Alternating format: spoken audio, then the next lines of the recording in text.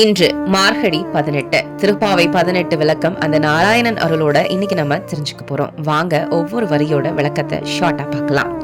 கண்ணனை நேரா எழுப்பல, ஆண்டாள் முதல்ல நப்பின்னை நாச்சியாரை எழுப்புறாங்கன்னு தெரியுமா?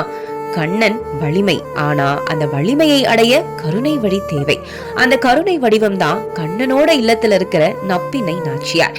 யானை போல வலிமை கொண்ட கண்ணன், ஆனா அந்த வலிமையை அன்போட திறக்கிறவங்க யாரு?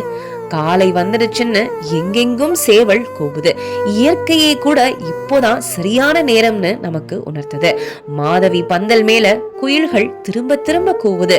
அதாவது இறைவன் இருக்கிற இடமே புனிதம். உன் மைத்துனன் கண்ணனோட பேரை நாங்க பாடுறோம்னு ஆண்டாள் சொல்றதுல ஒரு பெரிய ரகசியம் இருக்கு. ஏன் கண்ணன் பேரு சொன்னாலே நட்பின்னை மனசுருகுது? அதுல இருக்கிற ஆன்மீக அர்த்தம் என்ன?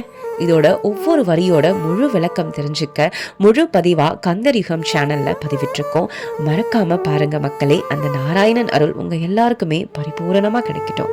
அருளேலூர் எம்பாவாய்.